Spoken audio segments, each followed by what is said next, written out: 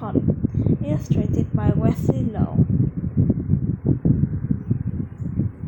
Reggie waved ignore through the train window. She hummed her black leather medical sketch over her right shoulder. This day, she carried the kid everywhere. Be prepared, she said, an image screen. There's a war on, Getting him from the platform. She used her thumb to push up her jaw. Keep your chin up. Gazing at him from the platform, she used her thumb to stay out with a gesture. Stay brave. She did this whenever Reggie was frightened, which had happened often since the Germans conquered most of Europe 5 months ago. She was a nurse in wartime and had seen awful things, but she was stunned when the telegrams about that arrived, though she closed herself in the loop for what felt like hours. And now she was sending Reggie out of London, away from the American bond that felt almost night. By late afternoon, he would be among the apple orchards of Somerset, where he would stay with Prince and Grandpa Osmond for the fall. The train jerked, then slowly began moving. Reggie returned his mom's chin-up gesture. He fought back his tears as the train left the station. The train car was filled with kids like him, dressed in jackets cast against November damp chill. Most were younger, and many of them had no safety pin to their coat. He didn't. At 13, Reggie refused to have her label stuck on him, as if they were a tin of biscuits. Next to him sat Cliff Beebe, his friend and classmate, who had a family outside Bristol. A matronly woman in blue uniform walked outside the head, counting heads. When the woman counted Reggie, his throat tightened. I don't belong here, he thought. Reggie Mom wanted to stay and send him as soon as the bomb started raining down on London back in September. The Germans weren't just bombing the army bases and airport anymore. Reggie dug in his heels, promising to make him useful around the house and always tell his mom where he was going. Everything would be okay as long as they were together. Then there came a telegram about his father. I won't lose you too, Reginald. Rose had said, her voice hot as cast iron. The train locked gently on its way out of London. Reggie pulled his wrinkled telegram from his pocket and read this again. Air Ministry, 11 November 11, 1940. Regret to advise that reports indicate the plane of your husband, Carpenter Osner, have lost on 21st October 1940 during Operation Over France, though his current status missing in action stopped since the war began. Reggie has always been able to picture his death trap into his Spitfire plane and leading a squadron to the Royal Air Force to Rose to intercept with the Luftwaffe, the German fighters and bombers, and the rest was British last line of defense. Now his dead home was mission in action. Reading those words for the 100th time, his heart still sank into his stomach. Had he bailed out? Had he been captured? Was he? Cliff interrupted Reggie's thought. You think the Navy's going to invade? He asked. Cliff was older and served as an air raid precaution warden. He made sure people in the neighborhood had their blackout curtains closed so the German bomber couldn't target the light of their houses at night. He helped guide people to the shelter during raids too. They know, Reggie replied. They would come across the channel in the summer, don't you think? I reckoned, Cliff replied. They were nearing the western outskirts of London. Reggie spotted two dots in the sky, growing larger as they approached. Spitfires, Cliff asked. Reggie leaned forward. A bit slow, he decided. The plane passed overhead, engine roaring, hurricanes out of Norfolk. Reggie Dance was based in Norfolk. He had taken Reggie for a tour there once.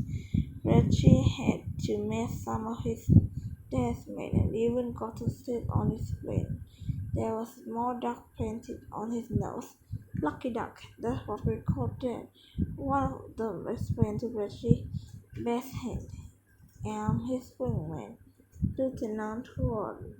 After reading the telegram, Reggie chuckled down Lieutenant Warren's address and writing him, and for any information, but he had not heard back. His mom didn't know about the letter, and now she would be alone to face the news. Whatever it might be, he wouldn't be there to help. After some time, the train seemed to slow, and suddenly Reggie's mind was clear. He stood up at the Champion Patrol Press. Are we stopping, ma'am? He asked. She patted him on the shoulder. Just briefly at Reading Station, son. Pick up some more everything. Reggie waited for her to pass, then pulled his suitcase down from a rack above. He flopped to his seat, pulled a pen from his shirt pocket, and began furiously on the back of the telegram. What are you up to, Reg? Cliff and huge favor to ask. Cliff, he said, still writing. My grands and Gramps Osman will be waiting at the station in Bristol. They already know about that and tell them. I'm sorry, I'm busy on this note. I've got to go back. Reggie hid in the loo with his suitcase. When the train came to a stop and the door clattered, he popped out, rushed to the incoming mob of kids, and then jumped out on the platform. Wait me a minute. Another blue-suited chaperone took a step toward him, but Reggie was ready. He picked out a stranger and found the platform. Gran, he called, striding toward her and waving wildly. That is fine, the chaperone turned away, and Reggie disappeared into the crowd. Reggie made his way to the bus station and bought a ticket back to London, then noticed a man with scraggly teeth selling preserved homemade raspberry jam. 2 shillings, he offered. Jackie's mom loves raspberry jam, but it was hard to come by in the city. He withdrew his last coin and handed them to the man. Ta! The man's hands in his pocket. Coins. Jackie stole his jaw in the pocket. Peace offering for my mom, he said. Good luck with that, lad, the man chuckled. The sun was all but down when the bus reached the stop nearest hospital. It was surreal to approach the city as daylight faded. Barrage balloons floated like huge golden pigs high above the city. They kept German dive bombers from inland. These deaths had explained, which made their bomb runs less accurate. Reggie's suitcase was overlit as he hiked the 10 blocks to the hospital. Evening fell, but no light came on. It was as though the great city of London was trying to hide in the dark of night. Reggie was sweaty and panting.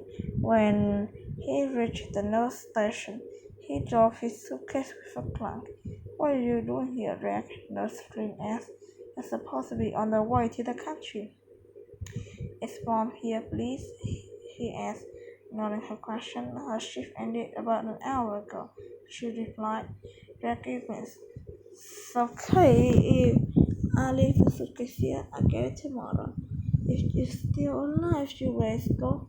She answered, shaking her head. Your mom isn't going to be happy to see you. I imagine she called after him as she raced out of the hospital door. Reggie ran. The leader official slapping on the sidewalk. Dark shade of people came out of nowhere and disappeared as quickly.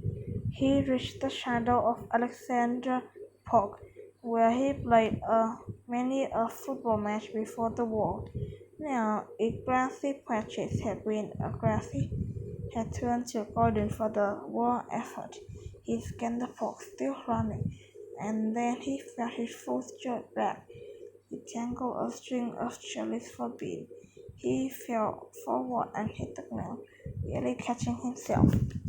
The air's red silence went on. Reggie thought that he was gotten used to the rise, the fall of their hole, but he always been safe underground. By the time they warned that German aircraft has been spotted, he drew on the back of his breath and noticed a dark figure squat down beside him. Heading to the shelter, Ori, a familiar voice shouted over a siren. The man was wearing a bell-shaped helmet of an air raid precaution warden. Mr. Beebe, Reggie gasped. Mr. Beebe pulled Reggie up by his arm, looking closely at his face. Reggie, what are you doing here? Do you know where my mom is? Reggie cried. Mr. Beebe helped him to his feet. First, let's eat to the shelter. Seems like the jealous or smidge early tonight. Reggie and Mr. Beebe started from street to street until they bounced Green Station and descended 169 stairs. Reggie had counted them to the ground. Shelter, they were halfway down when Reggie heard about the crumbs. The sound of the bomb hitting above the crumbs. Crumbs, crumb, crumb, crumb. The distant crack of inner gunfiring. They got to be the bottom. Leaned over to catch his breath. I'll go find Mom, Mr. Beebe said. He wandered to the dozens of nests of quail and peeled where people had settled in. Reggie waited, trying to think of the right word that could diffuse his mom's anger. Mr. Beebe hurrying back, pink in the face exertion. Can't find her, he said apologetically. Rachel instant panic run cold down his leg. She always come here, he said. Where could she? Crumb, crumb, through. Concrete dust fall from the ceiling. That's close, Mr. Baby said with a shoulder. Crumb, through. Boom. Jackie ducked off his instinct when he heard bomb that seemed to land right above them. The ceiling shuddered violently and all grew quiet. Then, without another thought, he was dashing up the 2 stairs at a time. He could barely hear Mr. Beebe yelling his name over the ringing in his ear. Mom, he called, unsure if she was even there. Then his body in the wreckage, her medical kit. Whenever she was nearby. Mom, he called louder. His mind muddled with fear. He began crumbling bricks and tossing them aside, scraping them in his hand. Reggie heard something and paused, listening instantly. He recognized her voice, even if he couldn't make it out the words. He redoubled his effort, digging toward the sound. Boy!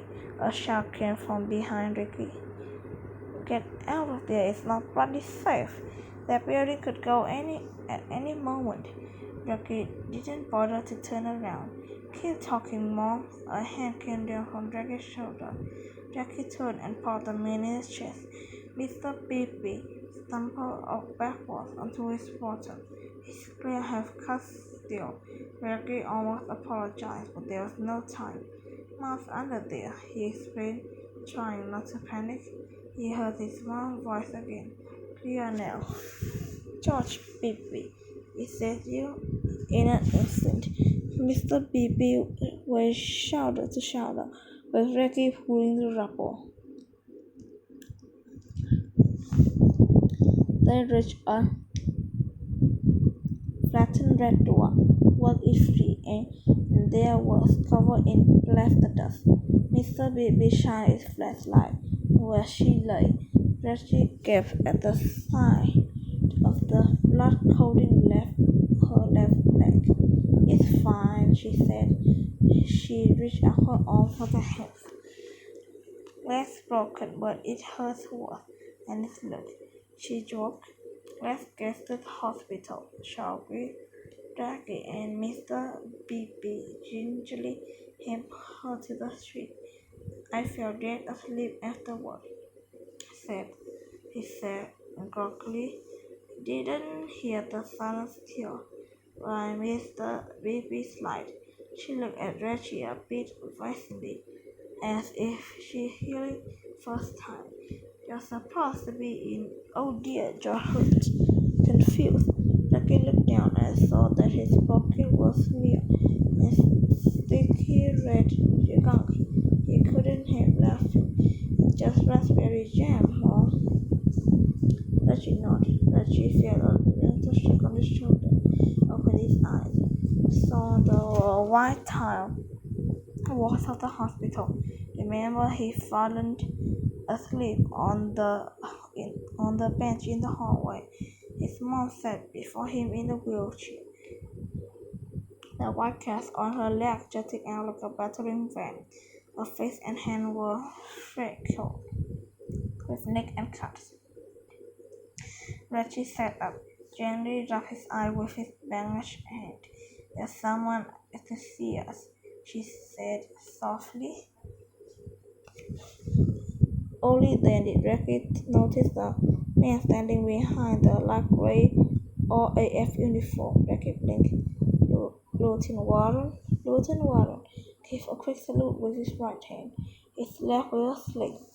Dad? Reggie asked for a lump in from his throat. Lieutenant Warren sat down beside him. What? That's what people before didn't let me. He took ground fire and down barely to his friends. I made another pass overhead, and he signaled that he was okay, but there was nothing I could do with the Germans on my tail. So they got him? He is a POW? Becky asked frantically. Warren shook his head and smiled. Friend resistance got to him first. They snaked him onto one of our subs 2 nights ago. He'll be here this afternoon. Rolling his eye, his mom reached out and squeezed shoulder. Richie looked up.